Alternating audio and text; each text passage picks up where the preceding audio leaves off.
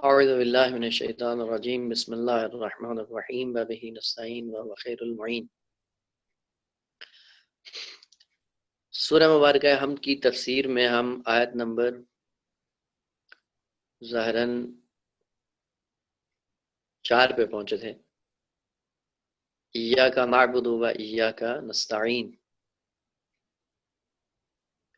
وہ کچھ مطالعے پہلے عرض کر دیے تھے کہ خالق کائنات سے انسان اس مقام پہ پہنچ کر عبودیت کا طالب ہے اور اظہار یہ کرتا ہے کہ میں تیرا عبد ہوں۔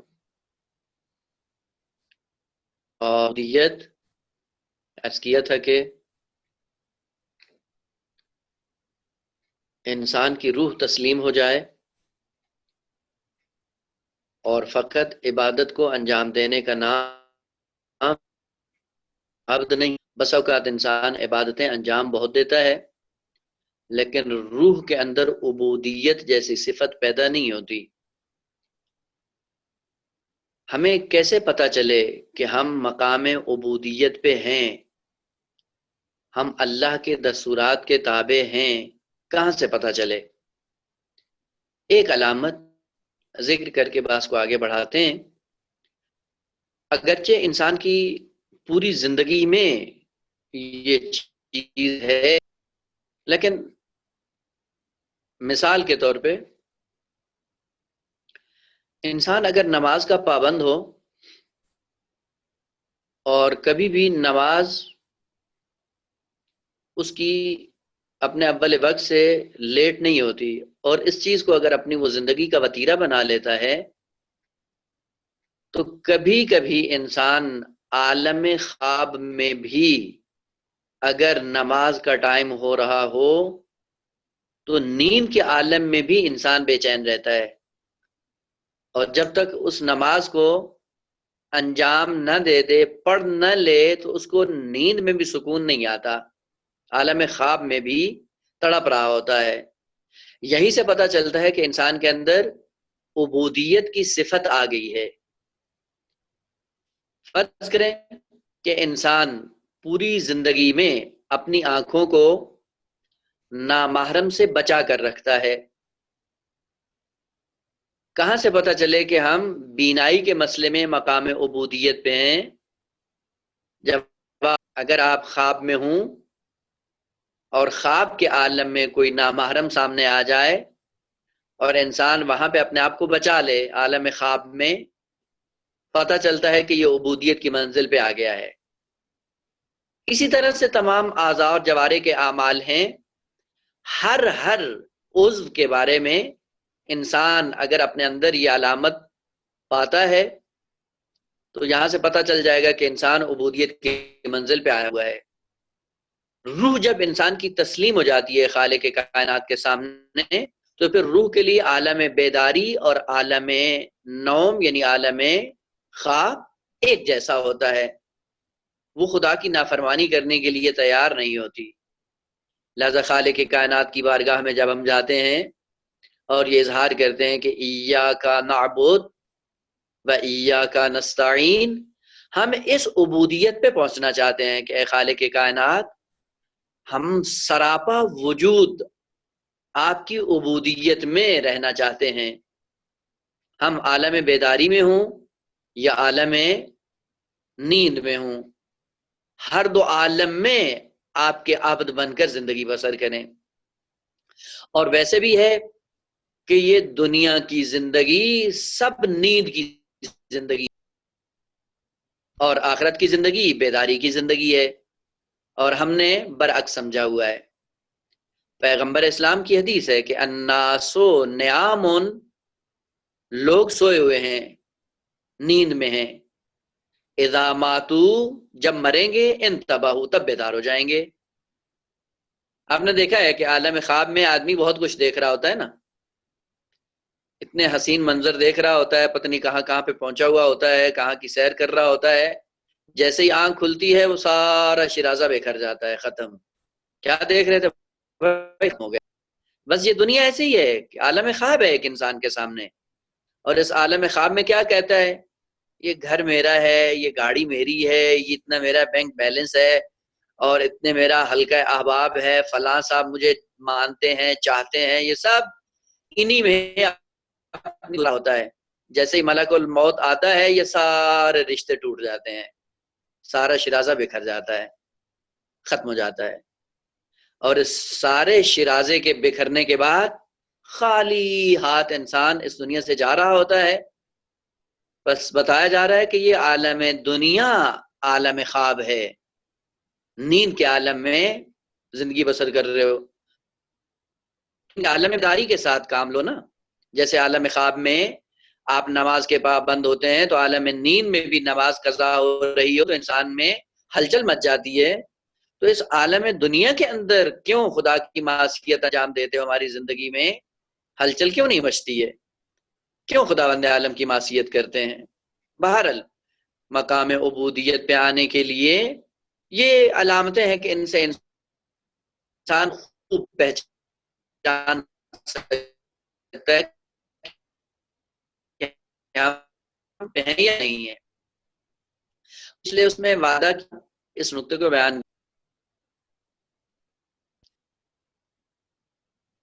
نماز پڑھ رہے ہوتے ہیں، پڑھ رہے کی بارگاہ میں کہیں میں تیری عبادت کرتا ہوں اور میں ہی تجھ سے مدد مانگتا ہوں، جبکہ قرآن نے یہ ادب سکھایا ہے کہ ایاک نعبد، کہو ہم تیری عبادت کرتے ہیں، ہم مدد مانگتے ہیں۔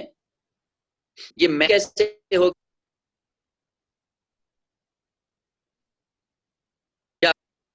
میں کہ نعبد جمع ہوتی ہے، زیادہ افراد جہاں پہ موجود ہوں وہاں پہ کلمہ جمع کا استعمال ہوتا ہے، اور جہاں پہ اکیلا انسان ہو، ایک ہی فرد ہو، وہاں پہ جمع کا صیغہ استعمال نہیں ہوتا، وہاں پہ واحد کا، مفرد کا ایک صیغہ استعمال ہوتا ہے۔ تو خالق کائنات یہ ادب سکھاتے ہوئے فرماتا ہے کہ جب میری بارگاہ میں آؤ تو کہو ایاک نعبد، ہم تیری ہی عبادت کرتے ہیں۔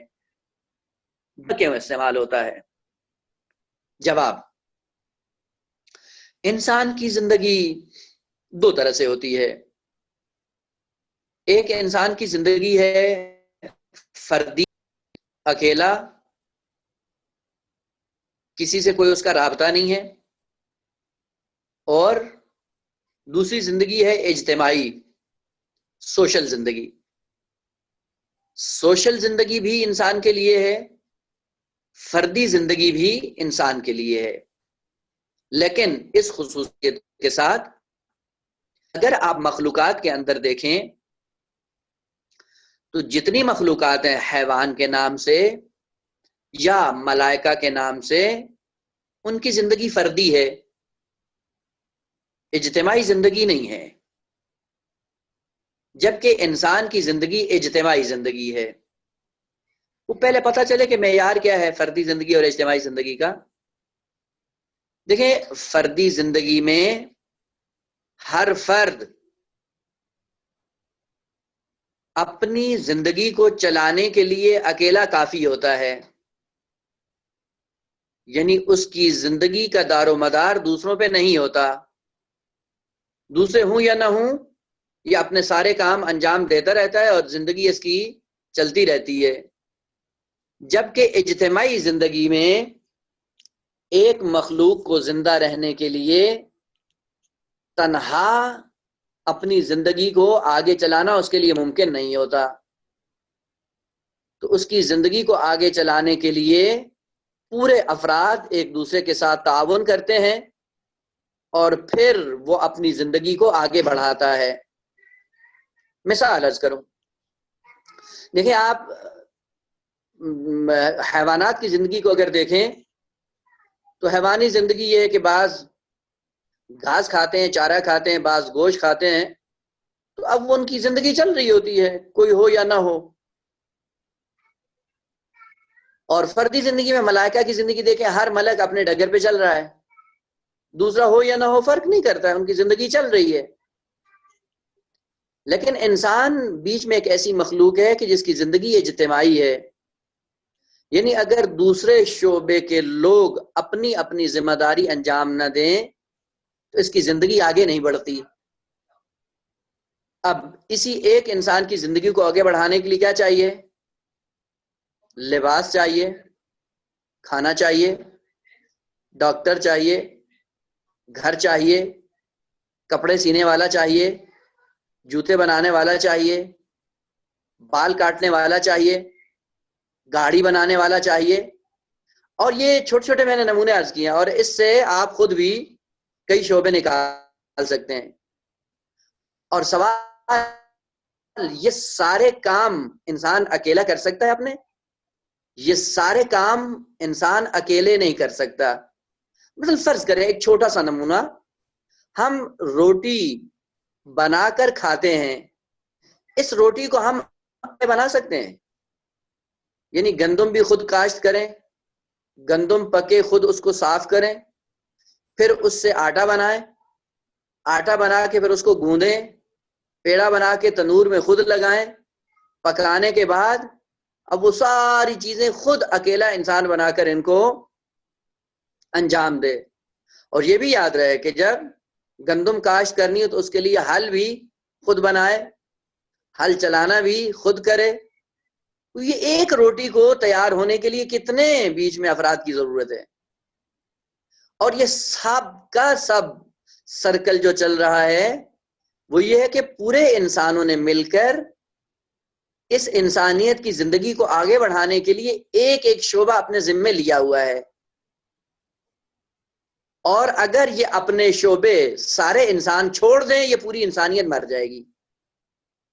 بس یہیں سے پتہ چلتا ہے کہ انسان ہے اجتماعی، سوشل زندگی ہے، اور سوشل زندگی میں تعاون کی ضرورت ہے۔ ایک دوسرے کے ساتھ مل کر اپنی زندگی کو ہم آگے بڑھائیں گے۔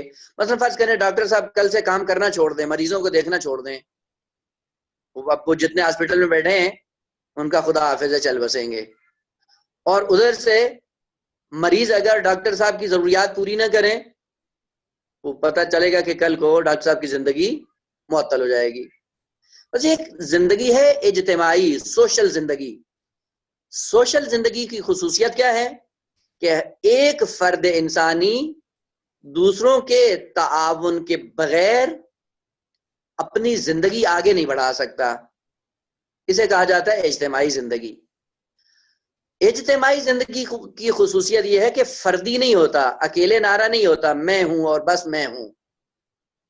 اجتماعی زندگی میں نعرہ ہوتا ہے ہم ہیں۔ بس خالق کائنات نے جب اس انسان سے کہا کہ ادب یہ ہے کہ تم جب میری بارگاہ میں آؤ اگرچہ اکیلے آ رہے ہو لیکن اپنی حقیقت پہ نگاہ دوڑاؤ کہ تم اکیلے نہیں ہو۔ اگر تم مصلی عبادت پہ آئے ہو، کتنے بیچ میں ایسے واسطے تھے، کتنی بیچ میں کڑیاں تھیں جو مل کر آپس میں وجود میں آئیں اور میں مصلی عبادت پہ آیا۔ لہذا وہاں پہ بھی آپ کے ذہن میں رہنا چاہیے کہ ہم کیا ہیں؟ اکیلے نہیں ہیں۔ ایاک نعبد، ہم تیری ہی عبادت کرتے ہیں۔ بس بعض مفسرین نے یہ ذکر کیا کہ چونکہ انسان اجتماعی ہے، اس کی زندگی سوشل ہے، سوشل زندگی میں نعرہ میں نہیں ہوتا، نعرہ ہم ہوتا ہے، اور ہم کا نعرہ بتاتا ہے کہ جب مصلی عبادت پہ آتا ہے سب کی فکر میں ہوتا ہے کہ ہم تیری عبادت کرتے ہیں۔ اے خالق ہمیں ایسا بنا دے کہ جس طرح میں مصلی پہ آیا ہوں اسی طرح ہم پوری بشریت تیری عبودیت کے راستے پہ چل پڑیں۔ لہذا فقط اپنی فکر میں نہیں ہوتا بلکہ پوری بشریت کی فکر میں ہوتا ہے۔ کم سے کم اپنے گھر والوں کے لیے، کم سے کم اپنے ہم مذہب والوں کے لیے، ایک دین والوں کے لیے، اپنی ملت کے لیے، اپنی قوم کے لیے یہ انسان کے اندر تڑپ ہونی چاہیے کہ ایاک نعبد، کاش ہم سب ہی اس مصلی عبادت پہ تیری بارگاہ میں جھکے ہوئے ہوتے۔ ایک جواب یہ ہے کہ انسان چونکہ اجتماعی ہے اس لیے خالق کائنات نے یہ ادب سکھایا ہے کہ تم ایاک نعبد کہو۔ دوسرا جواب یہ ہے کہ البتہ یہ ٹھیک ہے کہ انسان کی اجتماعی زندگی ہے، لیکن عبادت کے اندر اجتماعی زندگی کا رول اس طرح سے انجام پانا یہ ذرا مشکل ہے، آیت سے اس کا استفادہ کرنا۔ ظاہر سی بات ہے آپ کی اجتماعی زندگی باہر کی ہے، لیکن جب آپ مصلی عبادت پہ آتے ہیں تو آپ ہیں اور آپ کا معبود ہے، آپ اور آپ کا معبود، وہاں پہ ہم کی گنجائش نہیں ہے، چونکہ انسان کی درست ہے کہ زندگی اجتماعی ہے، لیکن اجتماعی زندگی مسلح پہ نہیں ہوتی، مسلح سے ہٹ کر ہے۔ خیر، مفسرین نے ذکر کیا ہے، وہ ہم نے بھی بیان کر دیا۔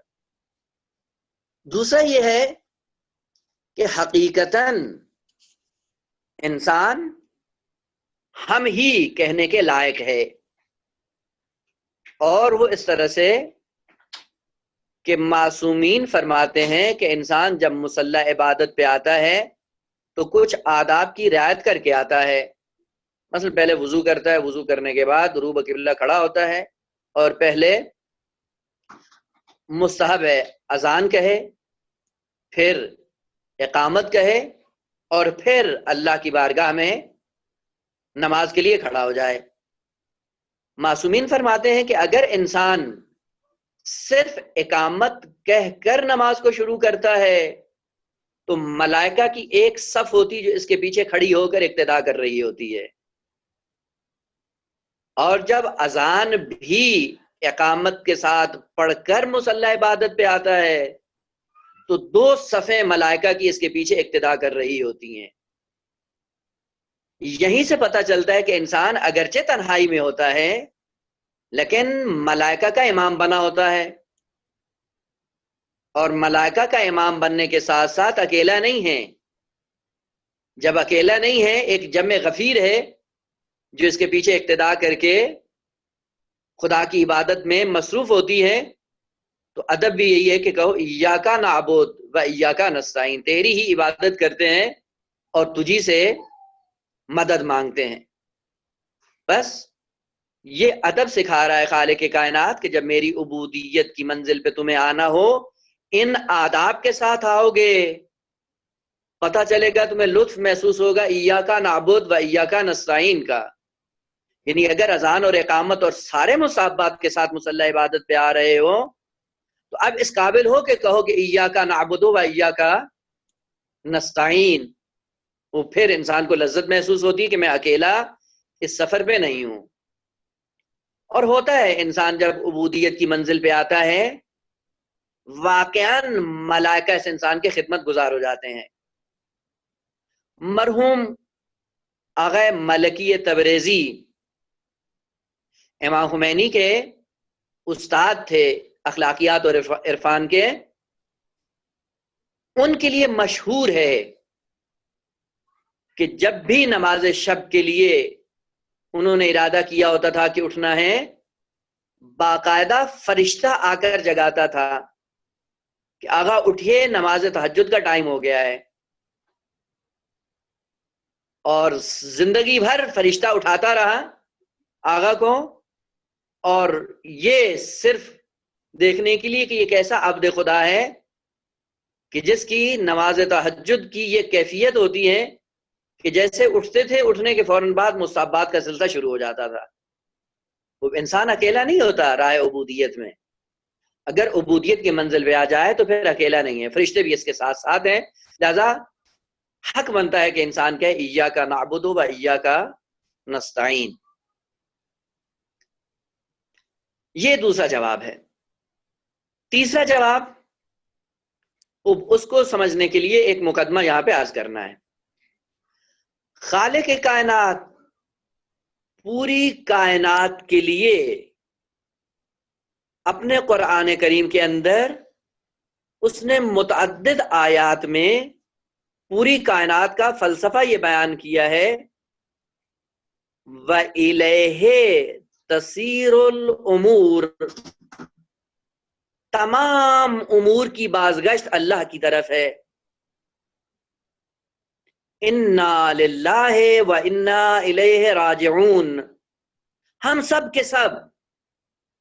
سب کے سب سے مراد یعنی ہم انسان بھی اور ساری مخلوقات بھی اللہ کی طرف جا رہے ہیں۔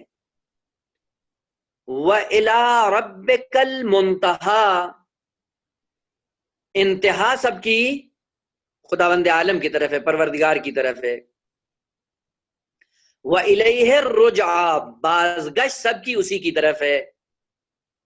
یہاں سے پتہ چلتا ہے کہ قرآن نے پوری کائنات کے لیے جس مقصد کو بیان کیا ہے وہ ذات احدیت ہے، خالق کائنات کی ذات ہے۔ بس ساری مخلوقات اللہ کی طرف جا رہی ہیں،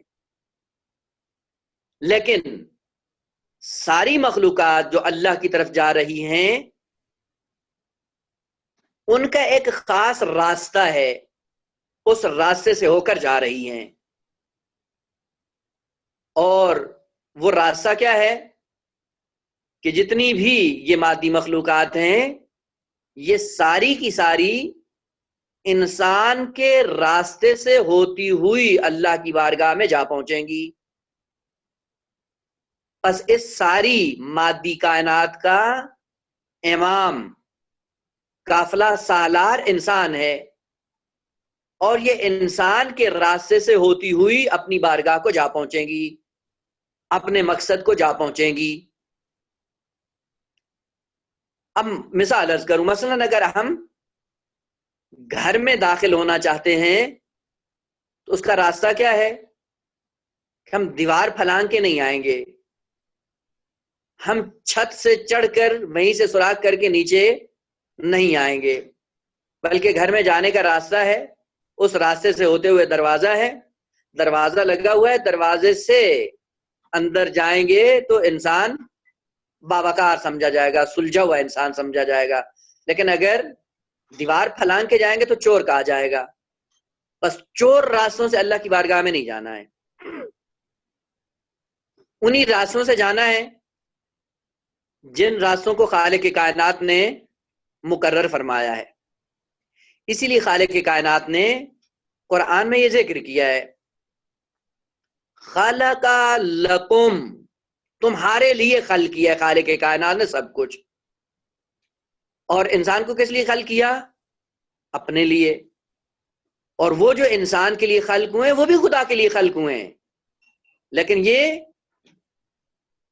وہ چیزیں انسان کے راستے سے ہوتی ہوئی اللہ کی بارگاہ میں جائیں گی۔ بس پوری مادی کائنات کا امام ہے انسان، اور انسان کے راستے سے ہوتی ہوئی وہ اللہ کی بارگاہ میں جائیں گی۔ بس پوری کائنات اگر انسان تک آ جاتی ہے تو اس کے بعد انسان ان چیزوں کو اپنے وجود کا حصہ بنا کر اللہ کی بارگاہ میں لے جائے گا۔ مثال عرض کروں، مثلا خالق کائنات نے سیب، انار، بنانا، باقی پھل یہ خلق کیے کس کے لیے؟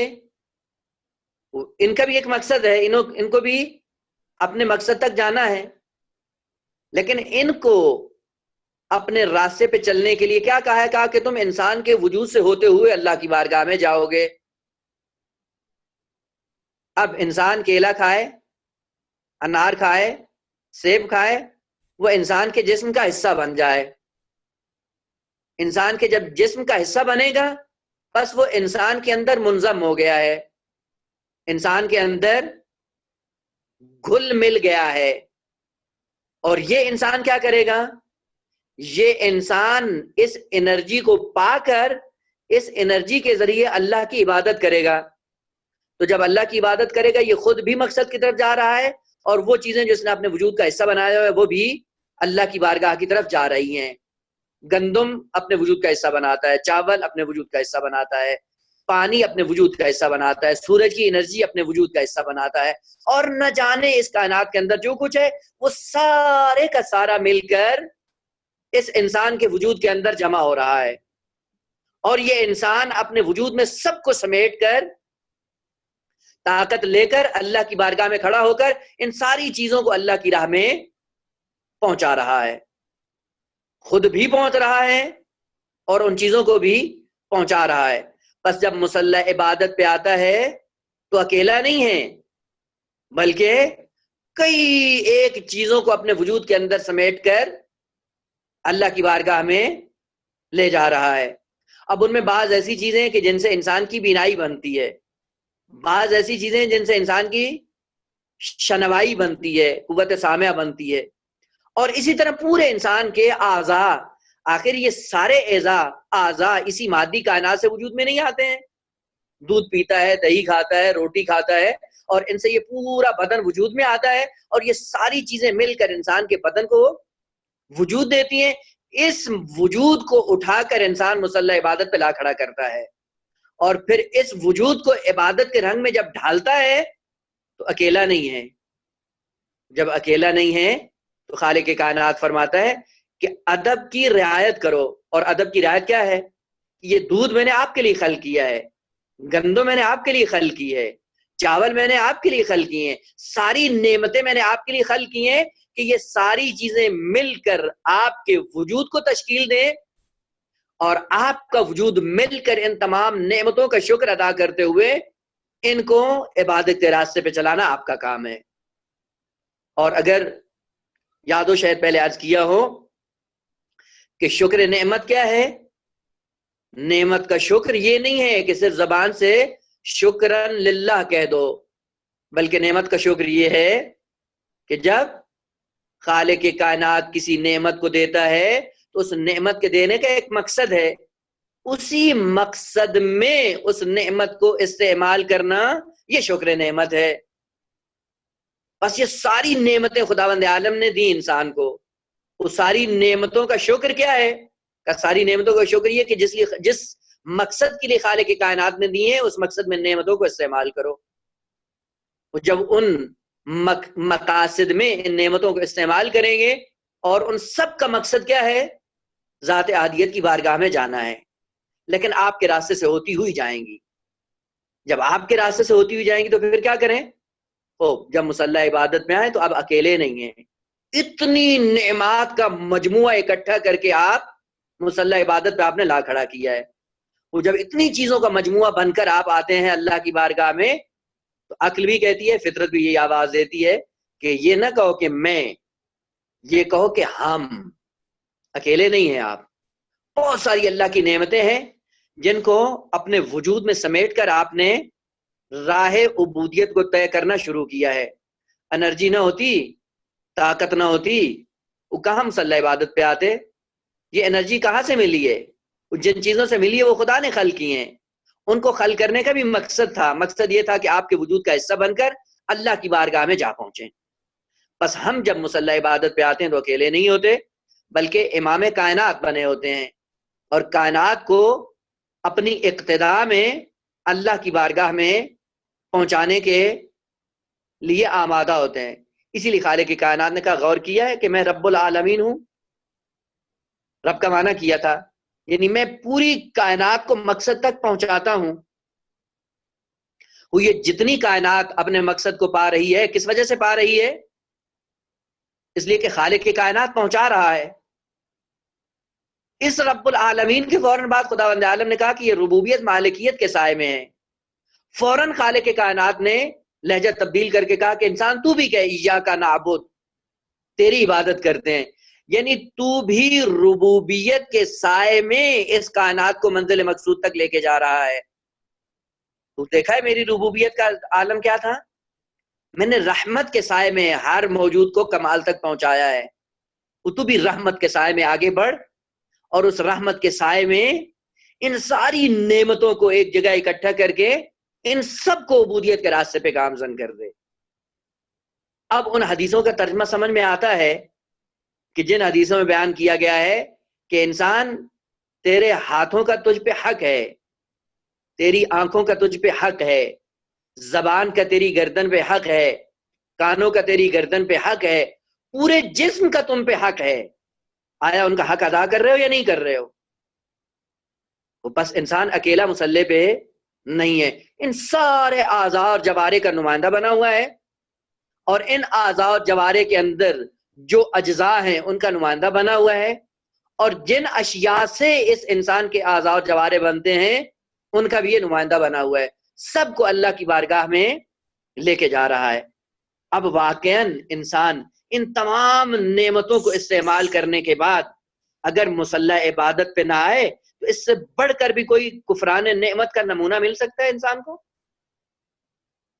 اتنی بڑی نعمتیں ہیں، کھاتے کھاتے دانت گھس گئے لیکن شکوہ کرتے کرتے زبان نہیں تھکی. اتنی نعمتیں خدا نے دی، کس نعمت کو خداوند عالم کی مرضی کے مطابق ہم نے استعمال کیا؟ بس کہو ایاک نعبد و ایاک نستعین، تجھی سے مدد مانگتے ہیں اور تجھی کی عبادت کرتے ہیں، تیری عبودیت میں ہی رہنا چاہتے ہیں. تو دوسرا کلمہ ہے اون. نستعین اون سے نکلا ہے. عربی زبان کے اندر بعض کلمات ہیں اور ان کلمات کے اندر چاشنی ہے. ہم اردو میں ان خصوصیات کو چھوڑ کر ترجمہ کر کے گزر جاتے ہیں، اس لیے ہمیں لذت بھی محسوس نہیں ہوتی. اون کا معنی بھی مدد ہے، نصرت کا معنی بھی مدد ہے. البتہ اور بھی کلمات ہیں کہ جو مدد کا معنی دیتے ہیں، لیکن ہے ان تنصر اللہ ینصرکم، اگر تم اللہ کی مدد کرو گے تو خدا بھی تمہاری مدد کرے گا. کلمہ نصرت بھی ہے اور کلمہ اون بھی ہے، دونوں مدد کے لیے استعمال ہوتے ہیں، لیکن اس فرق کے ساتھ کہ کلمہ نصرت مدد کو کہا جاتا ہے، لیکن جس ذریعے سے بھی انسان کی آپ مدد کریں نصرت کہلائے گا. مثلا بھوکا ہے، آپ نے کھانا کھلا دیا، آپ نے اس کی مدد کر دی. اگر کسی کے پاس پیسے نہیں تھے، آپ نے پیسے دے دیے تو آپ نے مدد کر دی. اگر کسی کے پاس لباس نہیں تھا، آپ نے لباس دے دیا، آپ نے مدد کر دی. اگر کسی کے پاس گھر نہیں تھا، آپ نے گھر بنوا دیا، آپ نے مدد کر دی. اگر کوئی انسان دین نہیں سمجھ رہا تھا اور نہ سمجھتے ہوئے اللہ کا عبادت گزار نہیں بنا ہوا تھا، آپ نے اس کو پکڑ کے نماز سکھا دی، یہ بھی آپ نے مدد کر دی. پس نصرت عام ہے، ہر ذریعے سے کی جا سکتی ہے، لیکن اون ہر مدد کو نہیں کہتے ہیں. اون کون سی مدد ہے؟ کہ اون اس مدد کو کہتے ہیں جو صرف اور صرف عبادات کی دنیا میں ہو، صرف اور صرف اللہ کے قرب کا ذریعہ بنے، وہاں پہ کلمہ اون استعمال ہوتا ہے. اسی لیے خالق کائنات نے قرآن میں کہا استعینوا بالصبر والصلاۃ، صلاۃ یعنی نماز تمہارا بہترین مددگار ہے.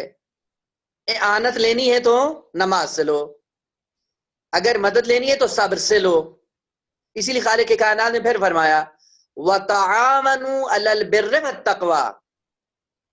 اون کہاں پہ ہونا چاہیے؟ بر میں ہونا چاہیے، تقوی میں ہونا چاہیے. نیک بر اور تقوی کے میدان میں اون ہوتی، وہاں پہ یہ کلمہ اون بتا رہا ہے کہ جو معنویات ہیں، جو عبادات کی دنیا ہے، اس دنیا کے اندر کلمہ اون استعمال ہوتا ہے.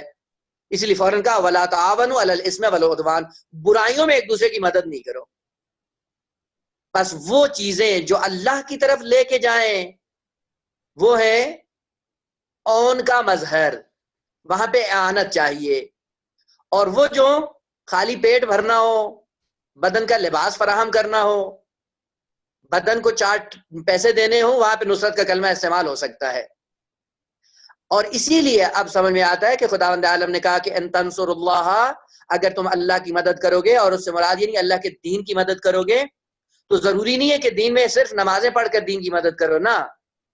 اگر کہیں پہ دین کو 4 پیسوں کی ضرورت ہے تو وہ جو 4 پیسے دے رہے ہیں وہ اون نہیں ہے. لیکن جب آپ معنویات میں آ کر وہ چیزیں جو تقرب الہی کا سبب بنتی ہیں ان کو اپنا کر اللہ کی بارگاہ میں آتے ہیں تو آپ اون کی منزل میں ہیں. اسی لیے تاریخ کے اندر بڑا خوبصورت نمونہ معصومین نے رقم کیا، اور تاریخ بشریت کے اندر یہ واحد نمونہ ہے کہ جب پیغمبر اسلام نے اپنی بیٹی کو بیاہ دیا، شادی کر دی، شادی کرنے کے بعد اگلے دن صبح کے وقت سسر اپنے داماد سے سوال کرتا ہے کہ آپ نے میری بیٹی کو کیسے پایا؟ آپ کی شریک حیات بنی، شریک حیات بننے کے بعد کون سی تبدیلی رونما ہوئی؟ وہیں پہ حضرت امیر المؤمنین علی ابن ابی طالب نے پلٹ کر جواب دیا نعم العون علی طاعت اللہ، بہترین مددگار پایا میں نے اس کو خدا کی اطاعت میں۔ تو ہم بھی شادیاں کرتے ہیں، معصومین بھی شادیاں کرتے ہیں، ہم کس زاویے سے اپنی شادی کو دیکھتے ہیں اور معصوم کس زاویے سے نگاہ فرما رہے ہیں کا بہترین مددگار۔ اب وہ جو خود امیر المومنین ہے وہ فرماتے ہوئے نظر آتے ہیں کہ عبادتوں میں میں نے زہرا کو اپنا معاون پایا ہے۔ بس اون معنویات میں، عبادات میں، عبادات کی دنیا میں جہاں ایک دوسرے کا کوئی معاون ہوتا ہے وہاں پہ کلمہ اون استعمال ہوتا ہے۔ اس لیے خالق کائنات نے فرمایا کہ جب آؤ منزل عبادت پہ تو سب سے بڑا معنویات میں مدد کرنے والا کون ہوں؟ میں ہوں، بس اعانت مجھ سے مانگو۔ اس لیے ادب یہ ہے کہ جب انسان اس راستے پہ آتا ہے تو کہتا ہے ایاک نعبد و ایاک نستعین، ہم تیری ہی عبادت کرتے ہیں اور ہم تجھی سے مدد مانگتے ہیں، تو اس سے اون مانگتے ہیں، تو اس سے اعانت مانگتے ہیں کہ خالق کائنات تیری اعانت اگر شامل حال رہی تو ہم تیرے عابد اور عبادت گزار بن کر رہیں گے۔ بس وہ مدد جو عبادت کی دنیا میں انسان کے کام آئے اس مدد کو اون کہا جاتا ہے۔ ایک اور سوال اور آخری سوال بیان کر کے اس آیت کو سمیٹ دیتے ہیں، اور وہ یہ ہے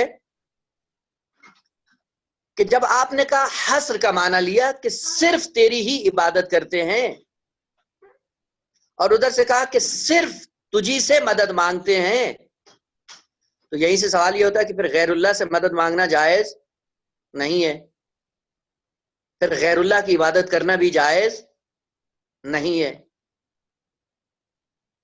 یہیں سے پتہ چلتا ہے کہ اسی آیت کو صرف معیار بنا کر ہم دین سمجھنا چاہیں گے تو دین سمجھ میں نہیں آئے گا۔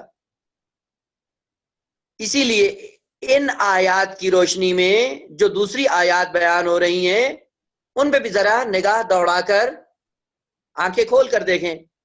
فقط آیت یہ کہہ کے انسان اپنا عقیدہ بنا لے کہ چونکہ خداوند عالم نے کہا کہ ہم تو اس سے مدد مانگتے ہیں بس غیر اللہ سے مدد مانگنا جائز نہیں ہے، وہ یہ عقیدہ بنا لے کا یہ عقیدہ غلط ہے۔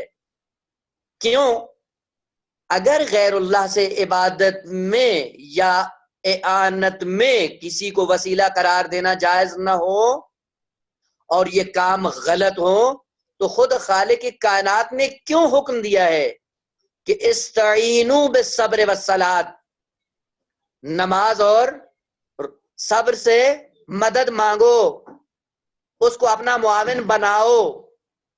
وہ نماز اور صبر کیا ہے؟ وہ تو غیر اللہ ہے، وہ نماز الگ ہے، خدا الگ ہے، صبر الگ ہے، خدا الگ ہے۔ وہ خود خداوند عالم حکم دے رہا ہے کہ اس کو اپنے لیے معاون بناؤ۔ پھر خدا نے حکم دیا ہے وَتَعَاوَنُوا عَلَى الْبِرِّ وَالتَّقْوَىٰ، بر اور تقوی کی منزل میں ایک دوسرے کے ساتھ تعاون کرو۔ خود جس سے آپ مدد مانگ رہے ہوں گے آپ اس کو وسیلہ نہیں بنائیں گے؟ بس اگرچہ خالق کائنات نے یہ فرمایا ہے کہ مجھ سے مدد مانگو، لیکن ساتھ ساتھ وسیلوں کا ذکر بھی کر دیا ہے۔ یا ایھا الذین آمنوا اتقوا اللہ، اللہ سے تقوی اختیار کرو، وابتغوا الیہ الوسیلہ، اور اس کی ذات تک جانے کے لیے وسیلے کی تلاش میں رہو۔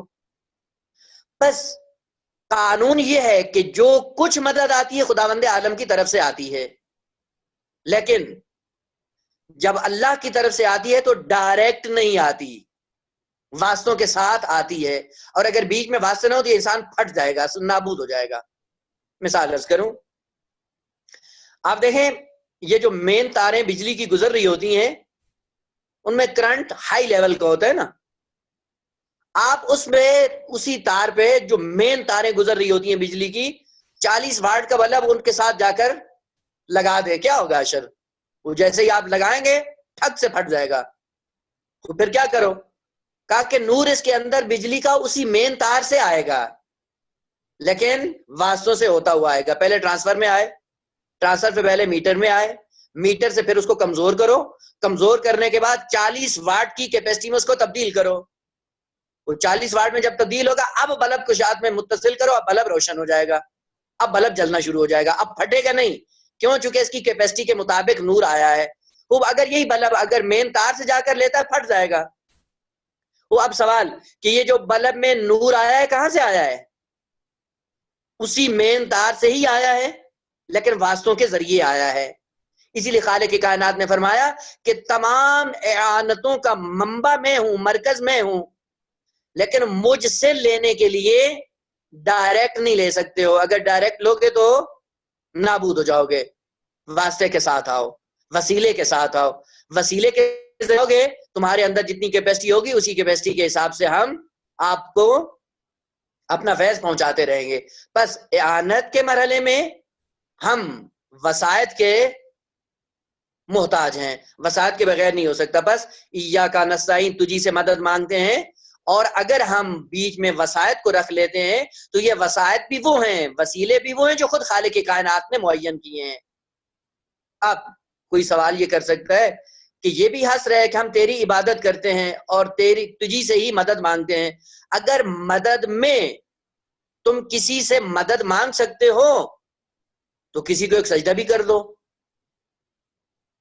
جب سجدے کی بات آتی ہے تو سجدہ نہیں کرتے ہو، کہتے ہو یہ شرک ہے. لیکن جب مدد کے مسئلے میں آتے ہو تو کہتے ہو مدد لے لیتے ہیں. تو بس بعض پہ عقیدہ رکھتے ہو، بعض کو چھوڑ دیتے ہو. جواب، اگر ہم کسی سے مدد لیتے ہیں تو اپنی مرضی سے نہیں لیتے، کیونکہ وہ ذات کہتی ہے تو لیتے ہیں. لہذا جن کو اس ذات نے وسیلہ بنایا ہے انہی سے مانگتے ہیں، اور جن سے اس نے روکا ان سے رک جاتے ہیں. عبادت کے لیے بھی اگر خدا نے کسی خاص شخص کے لیے کہہ دیا ہوتا تو کر لیتے، مسئلہ نہیں تھا. کیونکہ عبد کا معنی کیا تھا؟ جو خدا کے دستورات پہ عمل کرتا ہو.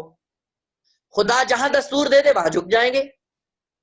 لیکن چونکہ عبادت کے مرحلے میں خالق کائنات نے بعض موارد میں کہا ہے اور وہاں پہ جو جھکے وہ عبادت گزار ہوئے ہیں، جو نہیں جھکے وہ ملعون بنے ہیں. بس اوقات ہم تقوی شیطانی اپناتے ہیں. وہ شیطانی تقوی کیا ہوتا ہے؟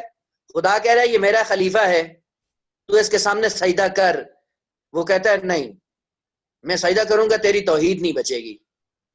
تیری توحید کو بچانا ہے، اس لیے تیرے حکم کی بھی نافرمانی کرتا ہوں. یہ کون سی توحید ہے؟ یہ وہابی تفکر ہے توحید کا.